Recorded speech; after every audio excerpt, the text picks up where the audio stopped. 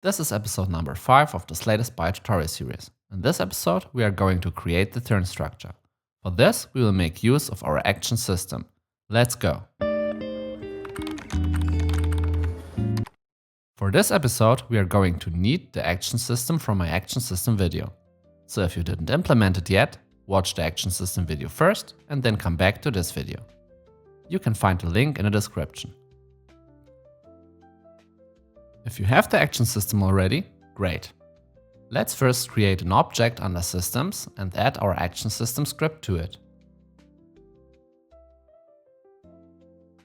The action system will be responsible for executing our actions and reactions. Like I already explained in the action system video, everything we will do in our game, like deal damage, change turn and draw card, will be a game action. This way we will have the possibility to react to everything. Then, let's create the button that will trigger the turn change. Under UI, we create an End Turn button.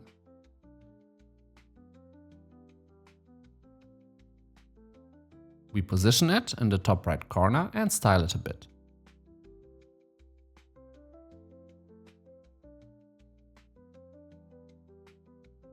We also make the text a bit bigger and change it to End Turn.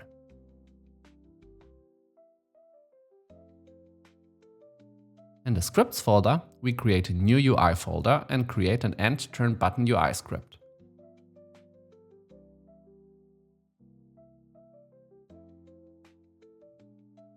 We drag the script onto the button.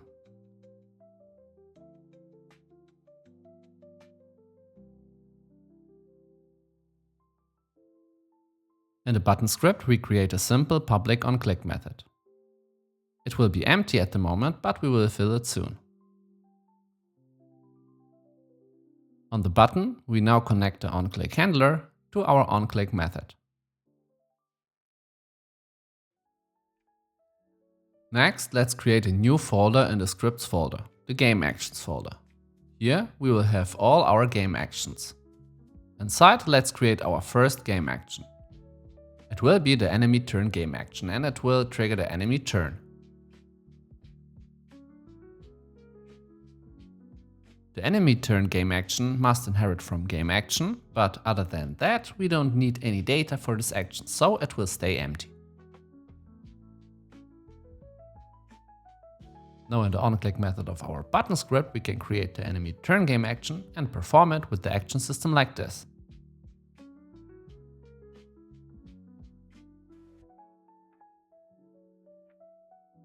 We now have the game action, but it has no performer attached, and you maybe remember that I have said in the reaction system video that we always need a performer for each action. The performers will be located in our systems. For the enemy turn performer, we should create the enemy system in our systems folder. Don't forget to place it in the scene under the systems section.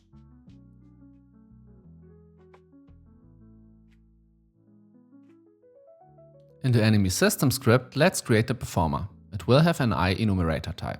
All our performers need this because we want to use them as coroutines. This is cool because this way a performer can animate things and wait for things to complete before moving on. The performer will also have the enemy turn game action as parameter. Because we don't have any enemies, we will fake the enemy turn for now. Later we will implement some logic here. For now, let's just debug log enemy turn.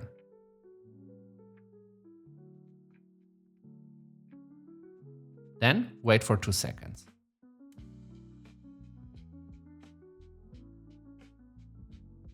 Then we also have to attach the performer to our action system in the onEnable method and detach it in the onDisable method.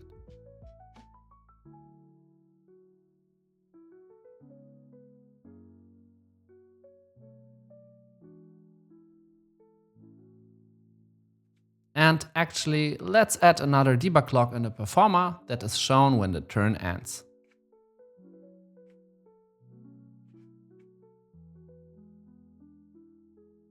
In play mode, you can now see that when you press the button, the enemy turn is performed, and after 2 seconds, it ends.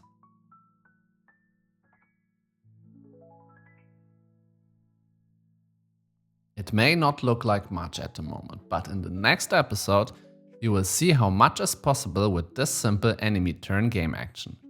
We will be able to react to the game action and trigger the discard of our hand at the start of the enemy turn, and also have a reaction at the end of the enemy turn that draws us a new hand.